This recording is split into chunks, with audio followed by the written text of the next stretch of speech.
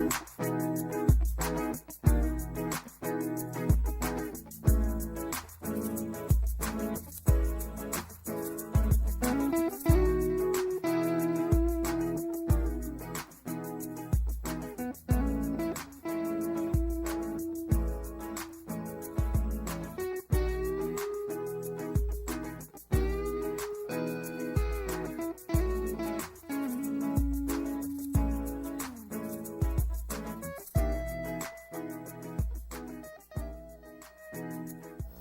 glad you're here. I'm Elizabeth Melf McDonald, communication coach. This program is for you who appreciates communication skills in writing or presenting yourself or in reading or in communicating in any other way. This program is about words and specifically reading. Did you know that if children or teenagers read over the summer, they retain more the following school year? And did you know that if they are given a choice of what to read, they become even more motivated as readers? Well, the Allen County Public Library's summer reading program provides all of those requirements, and it has enticed and encouraged readers for more than 30 years. And here to tell us more about it are two people who deal in two separate age departments here at the Allen County Public Library. And first is Chris Lill, and you are in the Children's Services, and you're a librarian there for Children's Services. And Ian McKinney, an assistant manager of the Young Adult Services. Thank you very much for being here.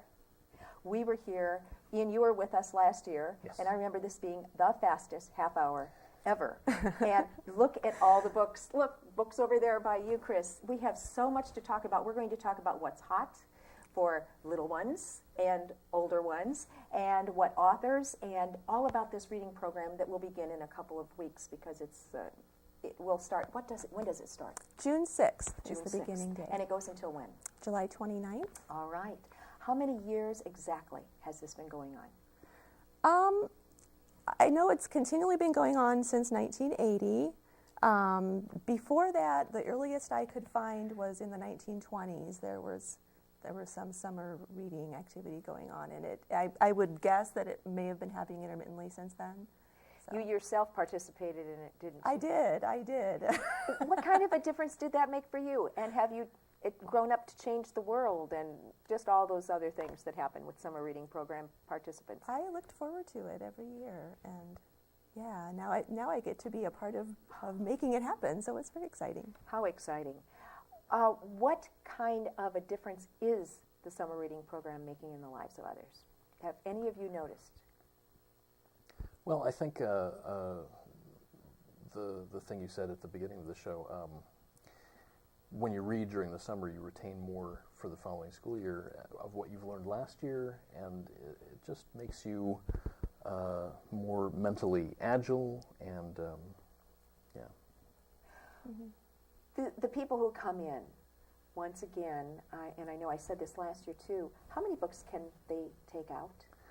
I don't think there's a limit on books. I mean, you have to be able to carry them all. Yeah. Mm-hmm. But you can, unless you have a very new library card, and then it's 6 items. But after you've become a full library card holder after 2 or 3 weeks, or after you return some books, then, as far as books are concerned, sky's the limit. Mm-hmm. Oh, wonderful. Explain the reading program overall. What are the rules? What is the parameters, and why have it? It's pretty open, really. The main goal is to get kids to read.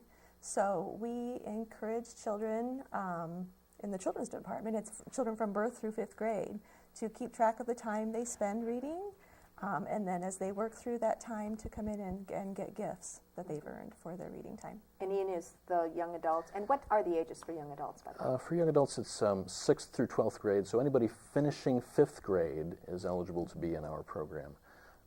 And so anybody up through finishing 4th grade. Finishing 4th grade, yes. And prizes. Ian, what are the prizes for the young adults? Young adults have, let's see, we have a sports bag that has a little place for you can put your iPod inside and have your headphones coming out, this little thing right here. And then it just sort of hooks on like a backpack. And I think you can get a Tin Caps ticket as well. And you also, both programs offer a free book as a choice of a prize at one point. And then with the young adult program, we have raffle tickets that we let people, after the third level, you fill out a raffle ticket to win one of 10 iPad 2s that we're giving away. My goodness. Yeah. And how about you, Chris? What are the prizes for the children's? Oh, we have some fun things this year. For the younger children, babies and toddlers, we have egg shakers that we're giving away. Oh. So there's those, and we also have, for the older kids, this is a throw-yo. These are very fun. Oh. Nice. Oh, that is So, fun. Yeah, they're very fun. We're also giving away bags. This is the children's version of the library tote Okay. bag. One world, many stories, and that's the theme for the children's That's this the year. theme for the children's program, yes. All right. And the theme in for the young adults? For young adults, the theme is "You Are Here." It's kind of an existential Yes. theme in a way. Okay, now you have themes. The purpose of the theme is what? To choose books around that theme or what? No, it's just a way to refer to a specific summer reading program as we go into the future. So we might not remember what year it was, but we might remember the name, or we might not remember the name, but we remember what year it was. Yeah, and it helps give it a unified look because we're so spread out over the county, different branches and 14 locations. So when different people see the signs at different places, they'll know, oh yeah, it's the same program. And how many branches? We have 13 branches Yes. plus the main library. Yes, and so they're all doing it at the same time. How do you gear up for the summer reading program? Oh my gosh. And we'll actually start planning for next year's program in August, as soon as As soon as year's this ends. year's ends. Yeah. So it's a big thing. Right now, we're getting ready to visit schools and Okay. to talk to kids in schools about the program and get them excited about it. What do the libraries look like in the summer when summer reading program is in full swing? Crowded. Yeah. Lots of kids coming in to find books, to come to our events, and do all the interesting things that are going on at the library. Chris, how young does a reader start in the children's department? Birth. Okay, let's talk about that. Okay. How does that work? Really, research has shown that reading with babies and toddlers and preschoolers all the way up from day one is really important. And when I say reading, that includes talking to your baby, singing with your baby, nursery rhymes, all kinds of things that people really do, but it's a part of early literacy. So we encourage that hugely in the children's department, and it's part of our story times, it's part of the materials that we provide, and it's part of the summer reading program as well. And what constitutes reading then? Listening, pointing, memorizing? What would you put under the category of reading? With a new baby, with a young baby, there are small books. Yes, let's see What some have of I brought those. here? Like books like this one, like White on Black, with lots of contrast, because younger children are drawn to the contrast. So yeah, talking, pointing out things as they get older and they start to respond to different things. As they start to babble, talking back to them as if it's a conversation. Sure. Encouraging them to do that, as sometimes babies will imitate your facial expressions, and doing that with a baby is a part of language. It's a part of learning language, which is what reading really is.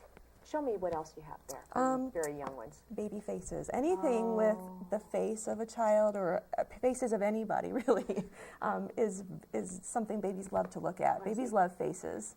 So So the whole book is faces, and then the mom or the dad or they're just whomever different say, expressions. "Oh, yucky." Yeah, yeah, and with a baby, you can talk about the faces. You can talk about the eyes and the nose, and where's your nose, things like that. Good.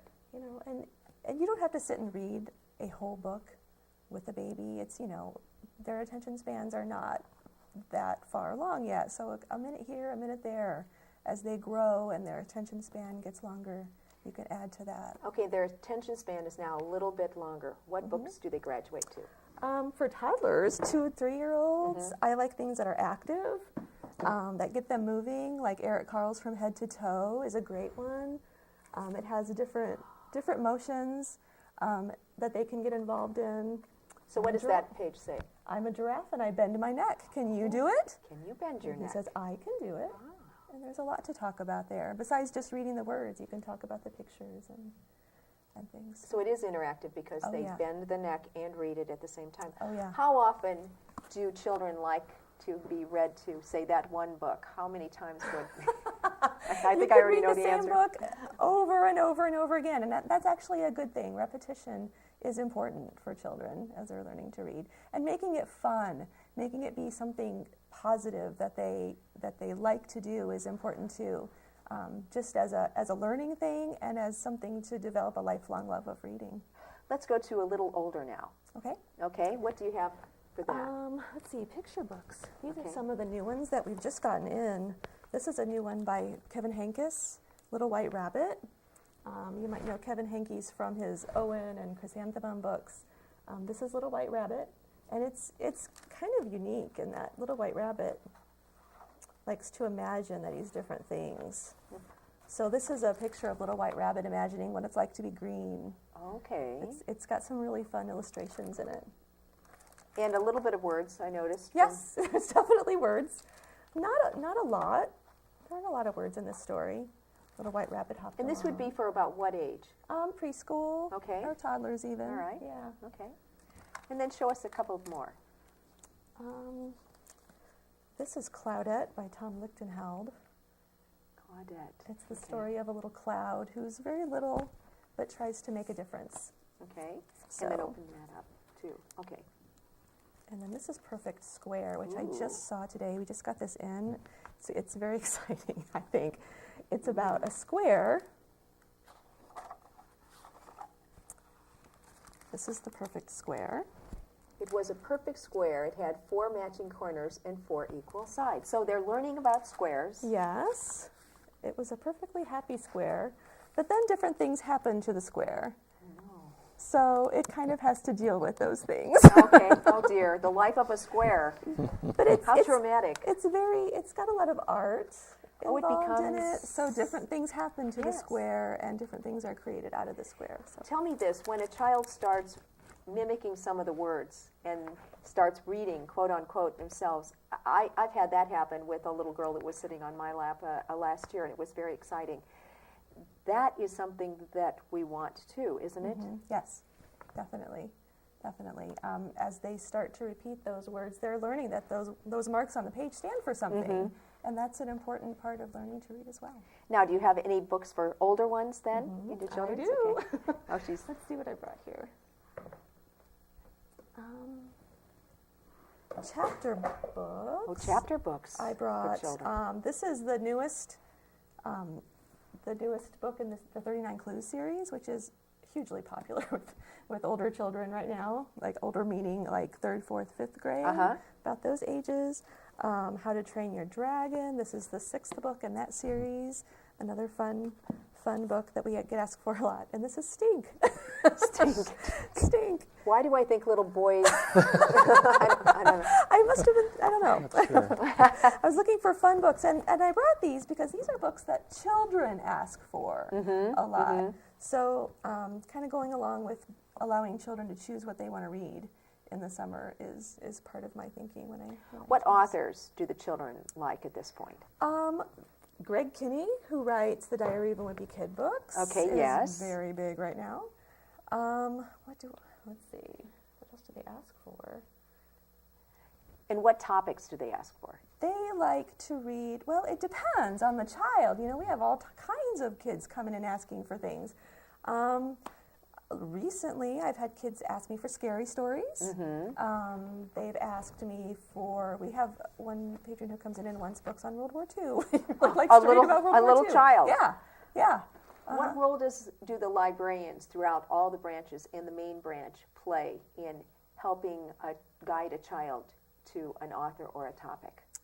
We'll often ask them what are some other books that they've read that they liked, just to kind of get an idea of where they've been and what they're looking for. and then we'll kind of try to narrow it down from there. What if people are listening and they have maybe a 7-year-old and that person hasn't, the little person hasn't been reading that much? You wouldn't want to discourage a parent from coming in and saying, well, my child hasn't read. How do you embrace that parent and that child, or that guardian and that child, and just let them hit the ground running in the library in topics? Yeah, I'll ask the adult, well, have you been reading with them? Because adults reading with children is really where it starts. And then I'll show them some of the books we have we have a beginning reader section.